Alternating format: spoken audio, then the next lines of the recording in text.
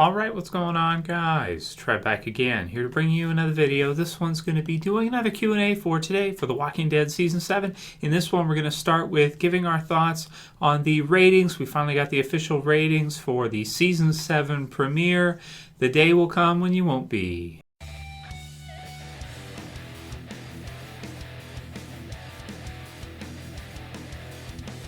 Alright, so I said I would let you guys know once we got them, so I'll put the link in the description to deadline.com for you guys. You can go ahead and check it out. It says Walking Dead ratings near all-time high with Season 7 debut and thrashes NFL. So I like the thrashing NFL part.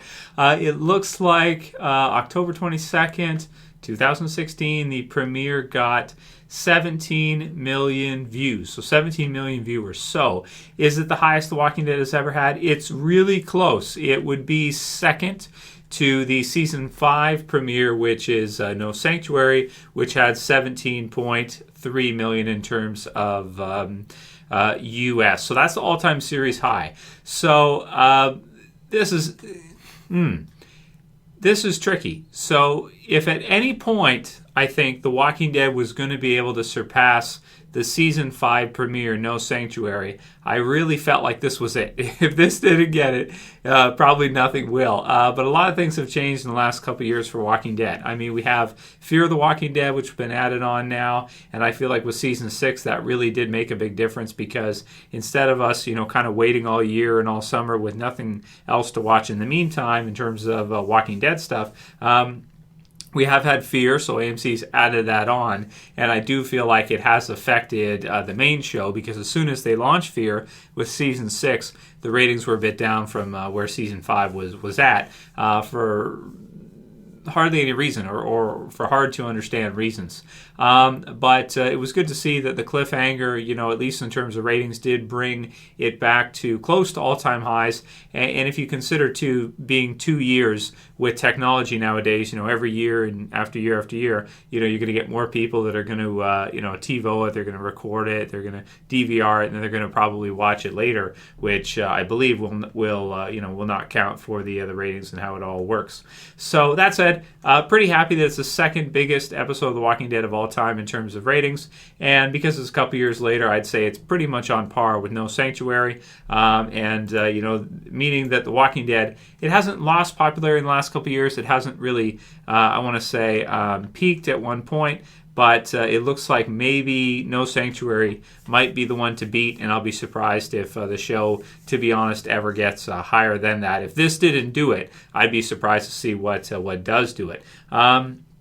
But yeah, you guys can write your comments below. This one it feels like to me the biggest episode they've ever done, I think. I know they've had lots of incredible episodes, No Way Out and No Sanctuary and Too Far Gone and some of the others. But with the double death and having to wait all this time to finally see it with the cliffhanger, it was a pretty huge episode. So at least if it didn't surpass, the top ratings, if it's not the actual peak for Walking Dead, if it's second, I think we have to be satisfied with that. So glad to hear it. It's still really, really good, even though it didn't quite surpass No Sanctuary like I thought it was going to. It still got really close.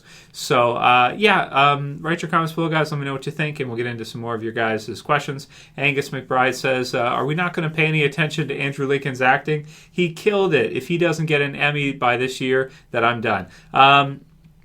He did kill it. His acting was amazing in the premiere, but I don't think he's going to get an Emmy even still. He deserves one, that's for sure, for Walking Dead one of these years. That's for sure, and I feel like he should. But based on and I've already kind of done a whole video on this, why does The Walking Dead, never seem to win anything as far as Emmys go? I don't think it's the quality of the acting. I don't think that's the issue. I think it's the type of series that it is. And you can watch that video that I did if you want to see more on that. But yeah, his acting was incredible. I think everybody in the show did an amazing job with their acting this episode, and it was nuts, man. Absolutely crazy premiere, that's for sure. Walker Killer says, hey Trev, Q&A, do you think Season 7 is going to be the best season yet? That's really, really hard to say, man. Even saying, is the Season 7 premiere the best premiere yet, if you put it up against No Sanctuary, is really hard to say because, I mean, you have like the huge character deaths in that. It's an amazing episode. Is it better than No Way Out? Oh, that's really tough to say. I mean, I guess it kind of depends what you like, and I don't know. It's really tough. But you guys can write your comments below. Do you think that the season 7 premiere is the best episode that they've ever done? It's so hard to say. It's so hard to say. But season 7 should be an incredible season, and it's going to be really cool to see the expansion in terms of the other groups and the other characters. We're getting to see Negan now as an awesome villain. He's going to no doubt go down as the best villain in Walking Dead. At least unless it goes on for a really, really long time, then we might have another villain that could challenge him. But, it seems like Negan will pretty much be the biggest villain the series may ever have. And, we're getting to see the Sanctuary, now the Kingdom this week coming up with episode 2. And it should be a really incredible season. I don't know if it's going to be the best season ever, but after that premiere, I wouldn't be surprised if you guys thought it was going to be. We'll see how much stuff they add in too that's not in the comics, because they might add in a lot of stuff to kind of space it out in that. But getting to see Negan right away, he's certainly the best villain I think we've ever seen in the show. I think we get that sense already, even after the premiere. So the stakes are pretty much higher than ever. I mean, you have characters being killed off like it's nothing, and the others obviously not wanting to die. So, and us, the viewer, being right there with them in terms of point of view, it's been an incredible finale to start. So I would not be surprised if this is the best season ever. That's certainly one of the best episodes ever, for sure. Top 5, top 10 list, going to have to be updated, definitely. I got to really think hard on it. Is it better than No Way Out? Is it better than No Sanctuary? Is it better than Too Far Gone? Where does it belong? I think it has to be in the top 5, but I don't know where to put it. I got to think harder on that. Because some people hate the episode. Now, I think it's emotionally because of the characters that were killed, but because I thought it was done incredibly. I thought it was amazing. Just Another Human says, Trev, I'm seriously traumatized. I can't imagine what this has mentally done to Maggie. She has lost literally everyone she held closest to her heart. What do you think will happen with Maggie, and do you think she will carry full turn? So that's Just Another Human. So I'll probably do a spotlight on that maybe tomorrow or the next day for Maggie and what I think her future is going to entail. So we'll talk about that maybe tomorrow or the next. But yeah, it's definitely going to be a tough season for her, that's for sure, one way or another. And because she's still sick right now too, so she's got to get better and all that. And I think she's on suicide watch for sure. But we'll discuss more later. One Cast LP says, hey Trev, do you think the Wolves worked for Negan? Do you think that's why they attacked Alexandria? Do you think that's why they say we didn't choose and this kind of deal? I think it'd be cool to see if they'd ever do some kind of thing where they kind of could find out a way to let us know that if they were. So far as we know now, they weren't associated with Negan and the Saviors at all. But you could definitely see their scarcity mindset and everything. If they have to pay a 50% tax and give half of everything they get to Negan, and they're like starving, then you could definitely see why they would do that. But there's nothing right now in terms of proof that we can look at to say that they were under Negan's influence, themselves. I'm not sure. I mean, it certainly seems like they could have been, but there's nothing for us to say that they were right now.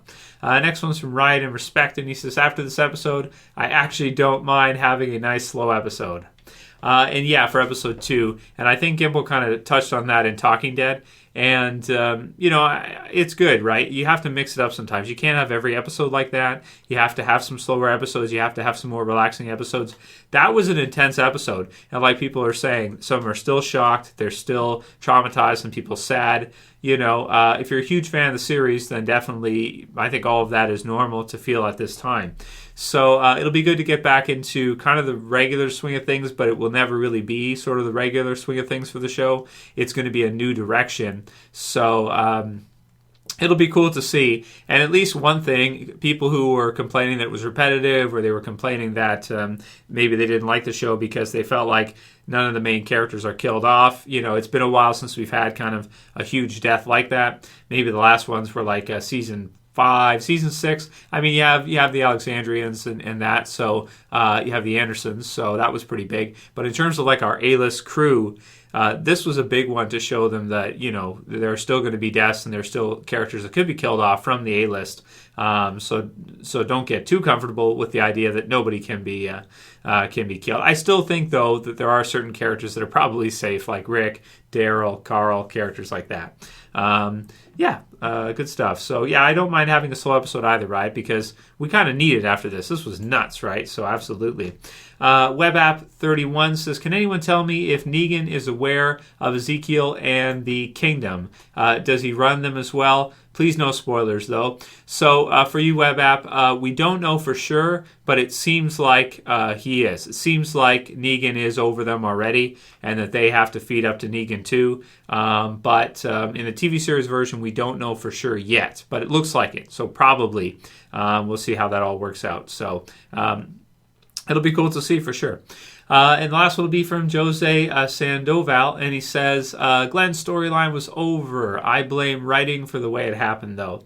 And also Jess mentioned this too, is that a lot of people feel like Glenn's storyline kind of is complete for the show. Like he has Maggie, they have, a baby. What else would they do with him? He kind of could be there, right? He could be there, but in terms of character development, maybe they could do like becoming a dad, this kind of thing. But because time has slowed down so much in the show over the years, like even though maybe 2 or 3 years go by in seasons, it could be like a month or a couple months in the zombie apocalypse, or 1 year, right? So time is kind of slowed in that way. So I do understand what you mean. I just feel like it's like a big shift, in the story where you had this kind of survivor group, right? Surviving, and that's kind of the way it was. You had some mixes in with the governor and that, and kind of a versus thing. But this is a new direction to take it in, where we're getting to see like what are some of the more advanced survivors that are there.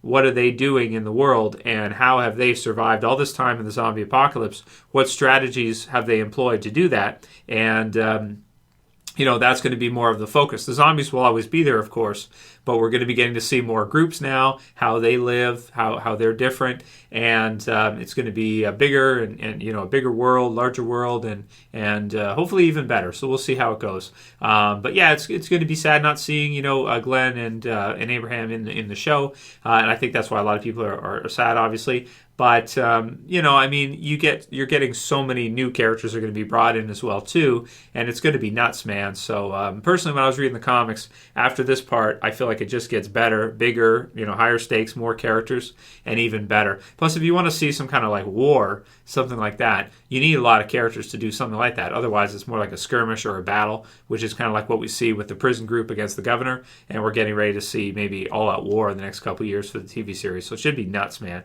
So we'll see. Anyway, you guys can write your comments below about all that stuff, how you feeling right now and everything. Leave your comments, guys. Send me your private messages for the Q&As, and that'll be it for this video today. If you guys liked it, as usual, please thumb it up below. Are you surprised to see that it didn't top No Sanctuary? And if you're new and you want to subscribe, you can subscribe at the bottom left. That's it for this video today. I'll see you guys again soon for another one. Tomorrow, as always, is Trev, and I'm saying peace. Later, guys. See ya.